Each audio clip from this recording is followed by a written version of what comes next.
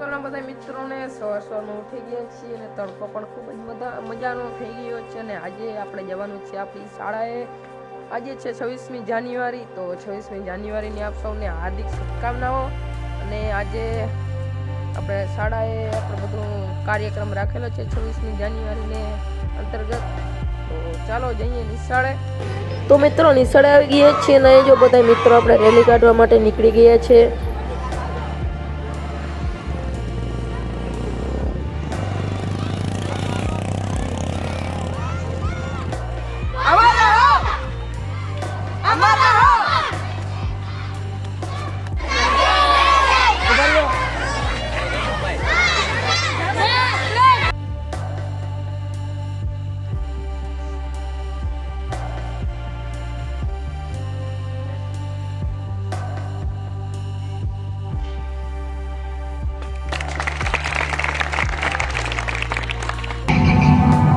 संकल्प बोल के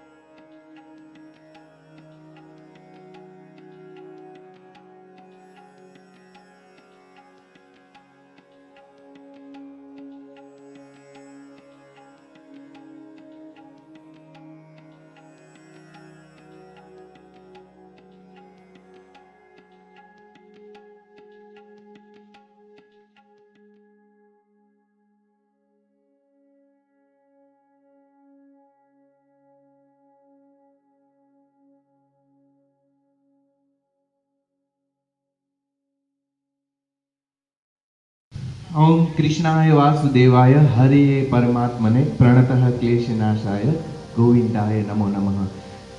અત્રે ઉપસ્થિત વાલીગણ અને વિદ્યાર્થીઓ, બધાનું હાર્દિક સ્વાગત છે અમારા વિવેકાનંદ વિદ્યા મંદિર શાળા તરફથી. બધા જ અત્રે ઉપસ્થિત તમામ મહેમાનોનું દિલથી સ્વાગત છે. મિત્રો, અત્યારે જેમ આપણે વાત કરીએ કે આપણા દેશના ગૌરવ પ્રત્યે આપણે કેટલું બધું જાગૃત છીએ, આપણે કેટલા જાગૃત છીએ એ દેશના નાગરિક તરીકે. આપણે આમ તો આપણે ઘણી બધી ફરજો આપેલી છે. તમામ પાઠ્યપુસ્તકોની જો આપણે વાત કરીએ તો પાઠ્યપુસ્તકોના પ્રથમ પેજમાં જ જે નાગરિકોની ફરજો લખેલી હોય છે, એ નાગરિકોની ફરજો આપણે કેટલી નિભાવીએ છીએ, એ નિભાવવાના જે અવસરો છે એ આપણને કેટલા મળ્યા છે, અને એના અંતર્ગત આપણે જે પણ દેશના જેટલા પણ અત્યારે આપણે સાંભળીએ છીએ ને બલિદાનોને જે મળ્યા છે દેશને, અને દેશની આઝાદી માટે જે આપણા જે લડવૈયાઓ લડ્યા છે, એમની જે વિચાર શક્તિ હતી, એમની જે કલ્પનાઓ હતી, એમની કલ્પનાનું ભારત કેવું હોવું જોઈએ એ આપણા બંધારણમાં પણ લખેલું છે. અને બંધારણ, તમને ખબર છે, આપણો રિપબ્લિક ડે અત્યારે જે આપણે ઉજવી રહ્યા છીએ, અને આવો અનેરો અવસર મળ્યો છે બહેનો માટે પણ, વિદ્યા માટે, વિદ્યાની બધી જ જે રસ્તાઓ, વિદ્યાના રસ્તાઓ જેટલા પણ જે બધા ખુલ્લા છે, ભાઈઓ માટે પણ કોઈ કાસ્ટ વાત નહીં, બધી જ કાસ્ટને જે છે ભણવા માટેના અધિકારો, બહેનોને ભણવા માટેના અધિકારો. ઘણા બધા કુરિવાજો હતા જે અત્યારે આપણે જોવા નથી મળતા આપણા દેશમાં. ઘણા બધા કુરિવાજો જે છે અંત પામ્યા છે. તો આના માટે સરકાર જે છે મહેનત કરે છે, આપણા લડવૈયાઓએ મહેનત કરી, પણ એક નાગરિક તરીકે આપણી શું ફરજ હશે? આપણે શું મહેનત કરશું કે આપણે આપણા દેશના ગૌરવ માટે આગળ વધીએ અને દેશની જે પ્રતિભા છે એ વિશ્વ ક્ષેત્ર સુધી આપણે વિકસાવીએ. આમ તો આપણે ખબર છે કે આપણે ત્રણ ક્ષેત્રોમાં આગળ વધીએ છીએ. વિકસિત થઈ રહ્યો છે આપણો દેશ, અને ખૂબ ઝડપથી વિકસિત થઈ રહ્યો છે. આપણા પાઠ્યપુસ્તકોમાં લખેલું હોય ને કે દેશ આપણો જે છે એ ઘણી બધી સ્પીડમાં, બીજા દેશોના, અન્ય દેશોના તુલનામાં આપણો દેશ ઘણી બધી તીવ્રતાથી વિકસિત થઈ રહ્યો છે. તો આ વિકસિત થાય છે એની પાછળનું કારણ, આમ તો સરકાર જે છે મહેનત કરી રહ્યા છે, પણ નાગરિક તરીકેની આપણી ફરજો છે ઘણી બધી.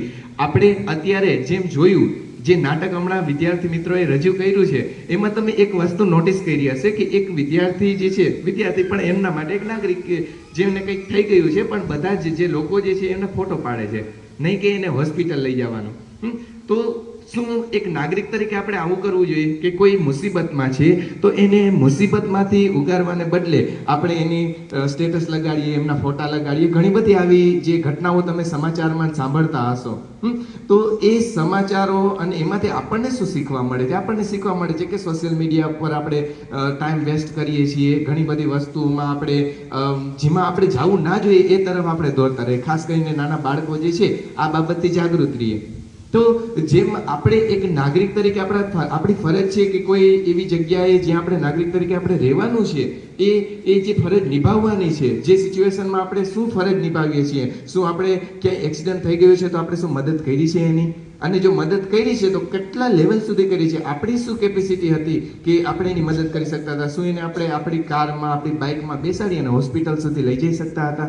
અને જો લઈ જઈ શકતા હતા તો નથી લઈ ગયા કે શું કર્યું? કે પછી બસ આપણે એક્સિડન્ટ જોયું છે કે એનું એક્સિડન્ટ થઈ ગયું, 2-4 જણા ભેગા થઈ ગયા છે તો આપણે નીકળી જાય, એ સંભાળી લેશે. તો આ જો તમે કર્યું છે તો તમે એક ભારતના નાગરિક તરીકે જે તમારું જે નિભાવવાની જે રૂલ્સ હતા એ તમે ભૂલી ગયા છો. તો આપણે આપણા વારસાનું જતન, ને આપણે રાષ્ટ્રીય, સાંસ્કૃતિક બધા જ વારસાઓનું જતન કરીએ. બસમાં બેઠા હોય તો બેઠા બેઠા કાં તો પાનની પિચકારી આપણે કરી દીધી, કાં તો પછી જે બસની સીટો છે એને તોડી નાખી. તો આ એક નાગરિક તરીકેની આપણે એવી તો ફરજ નથી, કેમ કે ફરજમાં તો એવું લખેલું હતું કે એક નાગરિક તરીકે આપણે આપણા વારસાનું જતન કરશું. જ્યાં આપણા ભવ્ય મંદિરો છે, ભવ્ય ઇમારતો છે, જેને આપણે વૈશ્વિક વારસા તરીકે આપણે એને ભણીએ છીએ. નાના બાળકોથી જ આપણે ભણાવવામાં આવે છે કે આપણું વૈશ્વિક વારસો છે, અહીંયા આપણે કોઈ નુકસાન ના પહોંચાડી શકીએ. છતાં પણ ત્યાં જે છે કોઈ પણ પાન ખાય અને ત્યાં પિચકારી મારવી, આ બધી વસ્તુ જે છે નાગરિક તરીકે આપણે ફેલ થઈ જઈએ છીએ. પણ નાગરિક તરીકે જે આપણા સ્વપ્નો, જે આપણા પૂર્વજોએ સ્વપ્નો જોયા હતા, જેટલા પણ બલિદાનો મળ્યા છે, તો એ બલિદાનોને અંતર્ગત આપણે કેટલું નિભાવીએ છીએ એમાંથી, એમના સપનો જે આપણે ચોપડામાં ભણીએ છીએ. બધા જ બાળકો અહીંયા જે છે એ પોતાની ચોપડીમાંથી પરિચિત છે, કેટલું બધું લખેલું હોય છે. તો દેશ માટેના સરહદમાં જે આપણા વીરો પણ બેઠા છે, તમને ખબર છે, એ ત્યાં તૈનાત છે, જેનાથી આપણે અહીંયા શાંતિથી જીવી શકીએ છીએ. અને હમણાં જ જે આપણે સમાચારોને સાંભળીએ છીએ, હમણાં જ એક જે છે વેન જે છે એ ખાડીમાં પડી ગઈ હતી, અને ઘણા બધા આપણા શહીદો જે છે, વીરો જે છે, શહીદ થઈ ગયા હતા. તો એમની આપણા માટે કુરબાની દીધી છે. વિચારો આપણે અત્યારે એટલી બધી ઠંડી લાગે છે, એમ થાય ને કે ખૂબ ખૂબ ઠંડી પડે છે, આપણે સ્વેટર પહેરી લઈએ છીએ. તો વિચારો એ લોકો જે છે ત્યાં બરફમાં કેવી રીતના આપણે દેશની રક્ષા કરતા હશે, પણ -ડિગ્રીમાં. કલ્પના કરો, બધું બરફ હોય છે, ઇવન તળાવો પણ જામી જાય છે. તો આવી સિચ્યુએશનમાં પણ એ લોકો જે છે ત્યાં રક્ષા કરે છે આપણે. તો આવા પાવન તહેવારમાં આપણે નાગરિક તરીકે આપણી ફરજ નિભાવીએ એ આપણા હાથમાં છે. પછી આપણે બીજાઓને બ્લેમ કરતા હોઈએ હંમેશા કે અહીંયા સરકારે આમ નથી કર્યું, અહીંયા આમ નથી કર્યું, પણ પહેલે આપણે નાગરિક તરીકે આપણી ફરજો નિભાવીએ. તો જે આપણા પૂર્વજો હતા, જે આપણા લડવૈયાઓ હતા, એની ઘણી બધી જે કુરબાનીઓ આપી હતી આપણે ખબર છે, અને અત્યારે આપણે એ કુરબાનીઓને યાદ કરીએ છીએ. આપણે 2 દિવસ યાદ કરીએ છીએ પછી ભૂલી જઈએ છીએ. તો એમના માટે આમ તો દેશભક્તિ ગીતો ઘણા બધા બન્યા છે, પણ જે મને ખૂબ જ ગમે છે અને એમની જે 2 પંક્તિ છે હું અહીંયા રજૂ કરવા, ઘરમાં તું મેરા કર્મા, હું ગાઈને સંભળાવીશ એટલે બહુ મજા આવશે. તું મેરા કર્મા, તું મેરા ધર્મા, તું મેરા અભિમાન હૈ, हम जिएंगे और मरेंगे ए वतन तेरे लिए, दिल दिया है जान भी देंगे ए वतन तेरे लिए, सबसे पहले तू है, तेरे बाद हर एक नाम है, तू मेरा आगाज है, तू ही मेरी पहचान है, पहचान है, हम जिएंगे और मरेंगे ए वतन तेरे लिए, दिल दिया है जान भी देंगे ए वतन तेरे लिए. તો જ્યારે પણ મોકો મળે તો તહે દિલથી આપણે એ અવસરને હાથમાંથી નહીં જવા દઈએ. જે લોકોને મદદની જરૂર છે એ લોકોને મદદ કરશું. ખોટા આપણે બીજાઓને બ્લેમ કરતા પહેલાં આપણે અંદર જે છે, આપણી ભીતર જે છે એને ઝાંકી અને આપણા દેશ પ્રત્યેના જેટલા પણ આપણી પાસે જે હોવા જોઈએ, જે જેટલા પણ લક્ષણો એક દેશ પ્રેમીની અંદર હોય છે એ જ લક્ષણો આપણી અંદર હોવા જોઈએ. કેમ કે આપણા ચોપડાઓ, આપણા કિતાબો અને આપણો જે ઇતિહાસ છે આપણને એ જ શીખાડે છે. તો અહીંયા હું મારા શબ્દોને વિરામ આપીશ અને જે આગળનો આપણો કાર્યક્રમ છે એને ધામધૂમથી ઉજવીએ. Thank you. જય હિન્દ, જય ભારત.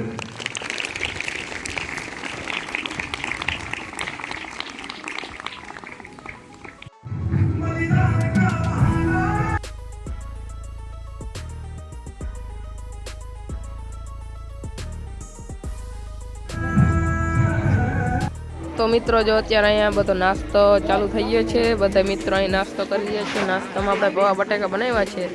બધા મિત્રો મસ્ત મજાનો નાસ્તો કરી રહ્યા છે, જોઈ લ્યો.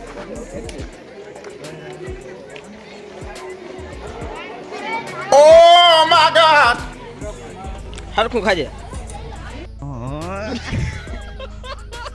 આની માં જલ્દી. બધા મિત્રો આપણે અત્યારે જો આજો આ બધા દાદે છે. બોલાવી રહ્યા છે. તમારે ખાવો. આવી જાવ. વિડીયોમાં ના આવી શકે, નકર આવી જાય ભાઈ.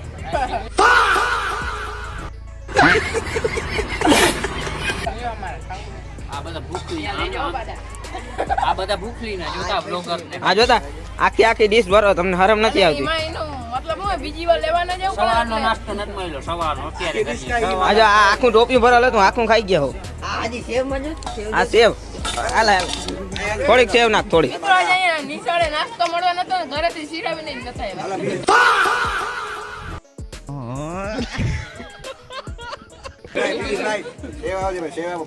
હાલે ભાઈ સેવ.